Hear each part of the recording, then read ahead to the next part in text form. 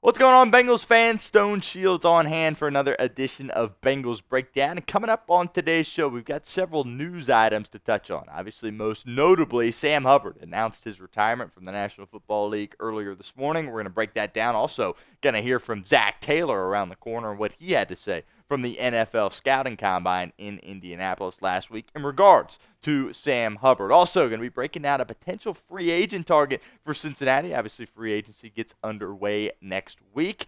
Alex Cappa was released recently by the Cincinnati Bengals. He has already been picked up by the Las Vegas Raiders. We're going to spend some time talking about Cap, his tenure in Cincinnati. And lastly, to close out the show, Paul Dehner Jr. coming out of the Combine, our guy from The Athletic. He broke down guys on the Cincinnati Bengals roster whose stock is rising and who's falling. I'm not going to break down his whole article, but there's one player in particular I want to touch on that is believed to have rising stock. Before we get into all that, though, make sure you guys hit that sub button if you have not done so already. That's youtube.com/BengalsTV. Our next goal here at the channel is 17,500 subscribers. We are about 300 away from making that happen. We will be here all off season long, and next week we will have free agency coverage for you guys as well. So don't miss out. Hit that sub button, youtube.com/BengalsTV.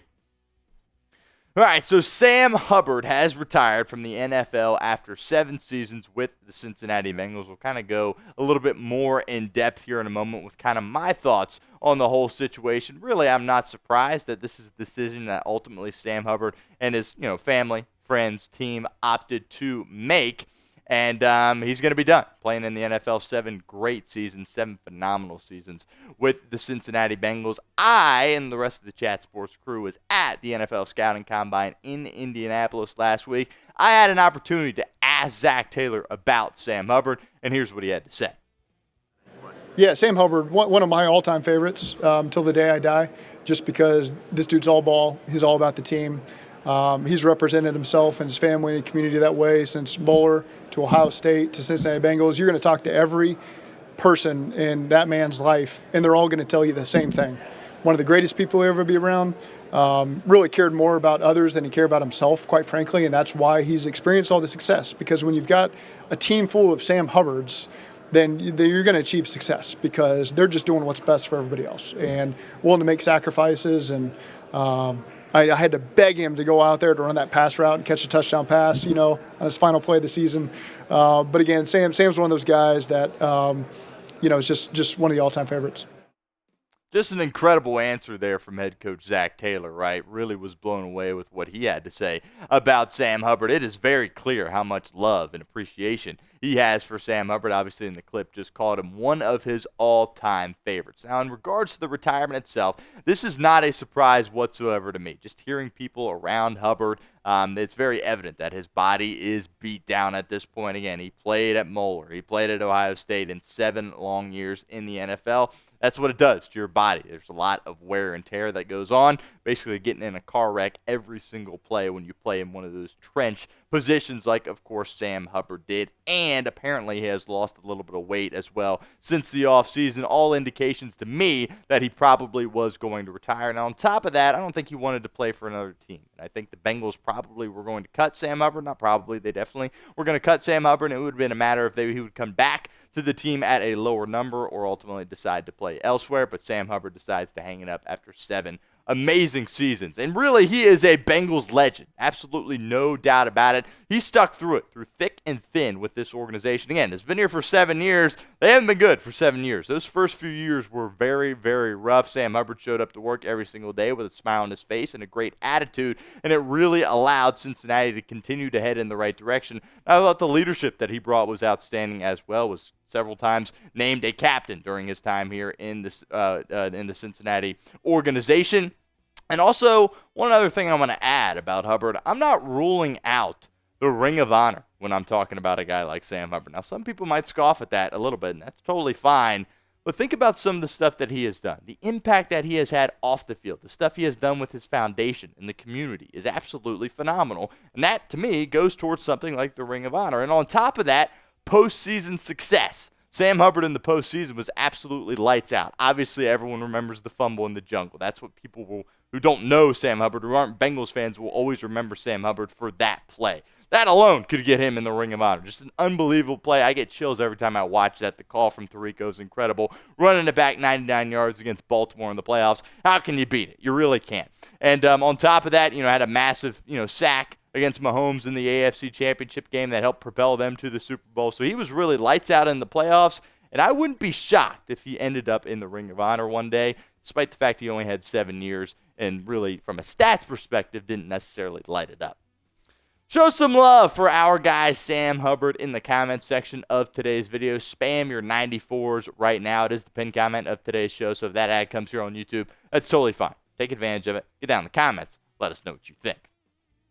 All right, let's transition a little bit here on today's show. Obviously, the Bengals released Alex Cappa a couple of days ago, and he has already been swept up by the Las Vegas Raiders.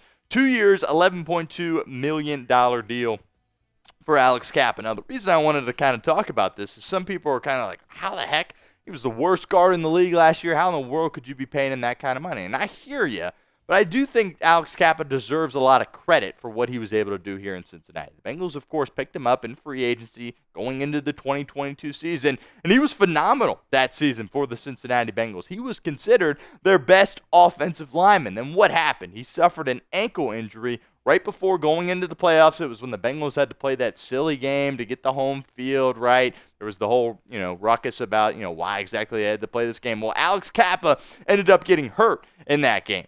And they ended up losing, of course, in the AFC Championship. If Cappa doesn't get hurt and he plays the way in that game that he had played the whole season, Bengals could have went to the Super Bowl again. Shoot, they could have won it again. He would have had an opportunity to slow down Chris Jones a little bit. So what he did in 2022 alone deserves a lot of credit. Obviously, never really returned to form after that. 2024 was a stinker of a year for Alex Cappa. Absolutely no doubt about it. But he won a Super Bowl in Tampa Bay with Tom Brady. Brady, of course, is kind of calling the shots in Vegas here at this point. Not a surprise that Cappa lands on his feet. We will see if he is able to rebound a little bit for Vegas here next season. If he does, I think that is an indictment on Frank Pollock, perhaps not being able to get the most out of Alex Cappa. But regardless, great guy. Happy he was able to land on his feet and get a deal with the Raiders.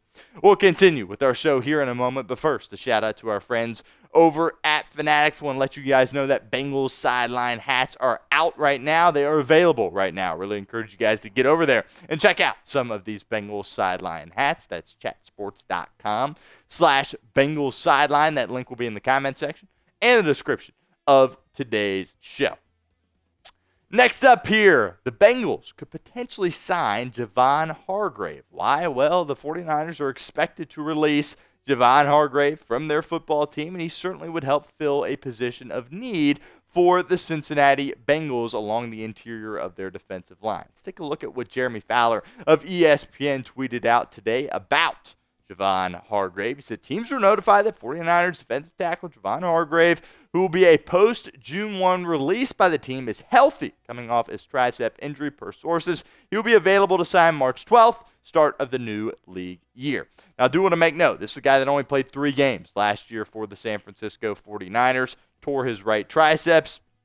That's why we really haven't heard a ton coming out about a guy like Javon Hargrave. But again, Fowler says he's 100% healthy and is ready to make an impact. He had at least 7 sacks from 2021 to 2023. Bengals have been, starving for sack production out of the interior of their defensive line. B.J. Hill did a nice job for them, but were they really able to get sacks? No, not really. Hargrave certainly could help. 4-year, $84 million deal in 2023, so he got some good money there. But again, he's going to be released by the 49ers and certainly could be a guy that Cincinnati looks to come in, provide a veteran presence in that room that has a lot of youth along the interior of their defensive line, and perhaps boost Al Golden's defense in year 1. Another opportunity for you guys to get involved with our show here at Bengals Breakdown. Would you sign Javon Hargrave if you're the Bengals? Let me know in the comments. Type Y for yes or N for no.